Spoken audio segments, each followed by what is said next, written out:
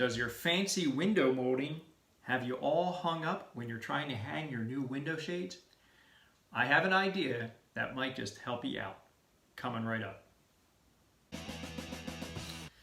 Hey guys, if you live in a house like I do, which is probably 50, 60, 70 years old, you get a little bit of the old and a little bit of the new, meaning that in my house I have a lot of nice window molding, I have nice trim molding around the floor, but I have some updated things too, like a steel I-beam in the basement.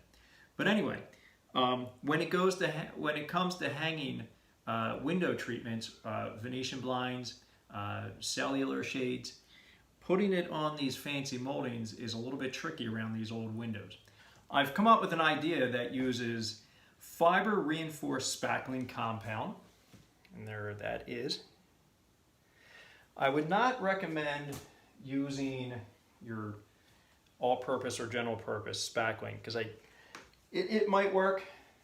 I think maybe you'd be better off if you use something a little bit more substance to it. Maybe a wood filler would be just as well. But what we will do is make an impression of the molding. Here are my two pieces of molding.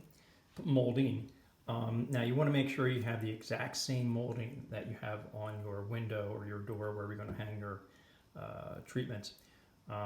These two are exactly the same, obviously with the exception that this one's not primed and this one is. But the important part, they're exactly the same here and they're exactly the same this way. You can see on this piece here, I've wrapped this one with the plastic wrap, just a saran wrap plastic wrap that you would put a sandwich in. And I did go ahead and tape it up on the back here just to kind of keep it together. You might not need to do that, but I went ahead and taped it there. And then this piece here, which is apparently now a lot shorter than it used to be when I first started making this video. It's been cut here. This piece will go up against, let's say, my white piece of molding, just like that. And then we fill in right here with our molding mix, whatever that is, spackling compound, the fiberglass reinforced, which I used. Put that in there and then make sure it's nice and flat across the top. Doesn't need to be perfect, but as flat as you can get it. We'll sand it off a little bit later. And then just let it sit. Let it sit for a few days. And when you come back, hopefully this piece right here will just kind of pop off. And then we'll see what happens when we go to take this off. And here is just a leftover piece that I still have sitting out on my garage bench. So I'll hold on to this in case I need to put up another window treatment somewhere else in the house. All right, here comes the moment of truth. Remember, I had this on here. And you can see the lines there. All right, let's see what happens here. I'm going to take off the plastic wrap off the back of this first. Should probably do this outside, but let's see what happens here. Oh, I forgot I put packaging tape on here, just to keep it nice and snug.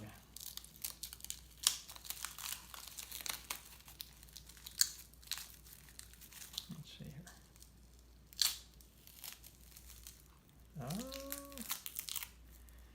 Okay, look at that. I didn't even have to take that off. Look at that. All right, there's not much to it. It's super light. I almost feel like I could break it like a cookie. But I'm hoping that since this has the fiberglass in it, that'll keep it nice and strong for the purpose that I need it for. I could probably use this again, although that wouldn't matter too much. I have a little bit up here. I just wipe that off, and I can use this mold again if I needed to. All right. I will paint all this. I'm going to primer and paint this whole piece here, and that'll help keep some of it together. And I was going to sand here. I don't even think I need to sand. Of course, I'm not going to be using this part right there anyway. I'll make 4 cuts. Let's see. 1, 2, 3, 4, 5, 6. Yeah, six cuts I meant. I think I will be able to get 6 pieces out of that because I need, actually I only need 5, sorry. 1, 2, 3, 4, 5. I need 2 for that window and 3 for this window. Excellent. All right, so here it is primed. I did take a little sandpaper on that strip there, and I left the ends on here. I was going to actually cut the ends off, but I thought that having these ends here to let it rest on here to dry with primer and a little bit of paint might be a good thing to do. And then I will take a fine-tooth saw and cut my pieces, and hopefully everything will stay together. All right, so now I have it out here. I've only primed it. I thought I would cut the pieces and then paint the sides. I don't think I need to paint every piece, top and bottom, only because it's going to be up against the molding anyway. So I actually have it on my miter saw here, and if I had a better blade on here right now, I could use that, my fine tooth blade. But anyway, I'm going to go ahead and use this hacksaw here, and I've already taken off the rough end down here, and it went pretty well. So it's nice to have this backer right here, keep it nice and steady. So I'm going to go ahead and cut these. I won't be able to video cutting them because I don't have my tripod here right now. So let me cut them, and we'll come back and see how things went. All right, here we go. Wish me luck. All right, actually, let me show you what I'm going to do. I'll take this guy and just kind of mark off with a pencil line. And I'll make that cut, and then I'll mark it again to the edge, rather than making all the marks and then finding out that they're a little short on me.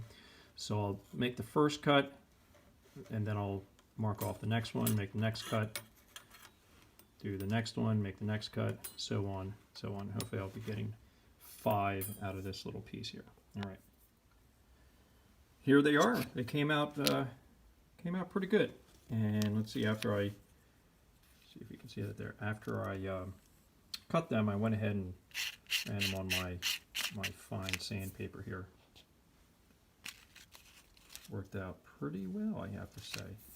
This cut better than I expected, and they're not exact. I don't think they need to be exact, but using this saw really worked out well. And thinking about it, had I used the fine-tooth blade on this guy here, see how wide those blades are, and this one here is nice and thin. So I think this was exactly what the doctor ordered for this. As a matter of fact, I feel like a dentist using all this plaster stuff. All right, let's go see how things fit together. Oh yeah, I'm going to paint this side and this side on each one, only because there might be a point in time where you can actually see it, even though it's pretty much going to be hidden up there. I don't want this to stick out as like bare plaster, so I'm going to go ahead and paint them, dress it up just a little bit. And I know I should probably prime it too, but all right, let's go take care of that now. All right, here is the finished product. You can see it has the profile that we need. Actually sanded this side down a little bit because I discovered that when I put it here,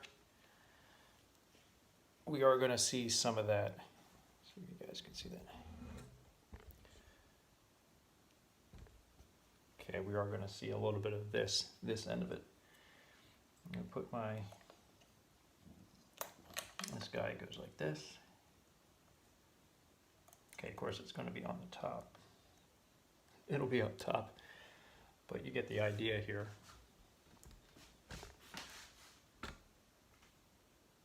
All right, using the brackets as a template, I used a 1/16 drill bit and started little tiny, basically pilot holes. And then I used that to transfer the holes up here as well. Put this up there, and then I'll make these holes 1/8 is what the directions call for. And same thing up here. Careful when you're doing this with your drill. Don't do what I just did. I just ground into my vinyl finish right there. So I'll have to sand that down, make a little bit more work. But honestly, I thought I hit a nail up top there when I was actually hitting this with the drill. So be careful, that drill bits are kind of short. So, the lock on my drill was getting there. All right, let's see how this goes.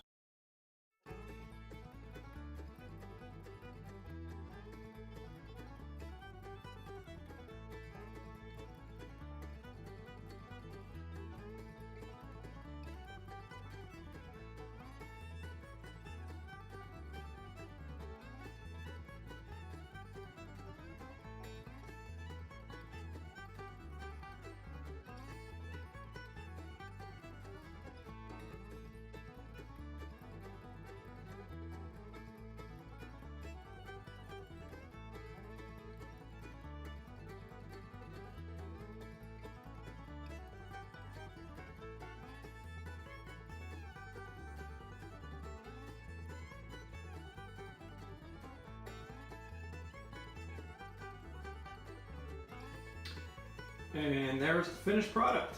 I have to say that I am somewhat shocked at how well it worked out. You can see the little pieces at the top, but I don't think they take away from the look too much. Plus, we're gonna have a valance going across the top there, so that's gonna kind of hide all that top part of the window framing anyway. All right, and let's see how the actual shade works. Okay, fortunately we have a bright sunny day for me to show off the shade here. So this is one of those cellular shades from Home Depot. And if you just pull in the center, I'm going to have my daughter pull with both hands, but you can just pull in the center. It comes down quite nicely. Yeah, I like that. I will say that the end caps were a little bit difficult to get on because this is a cut shade. They cut it at Home Depot for us to fit this window. So I had to sand off, and you know, the cut is not really that great, I have to be honest with you. So I had to sand off and then get those end caps on there. But it came out okay. I think the name of the game with these guys is just be as gentle as possible. Yeah, works out pretty good. All right, I'm happy with this project.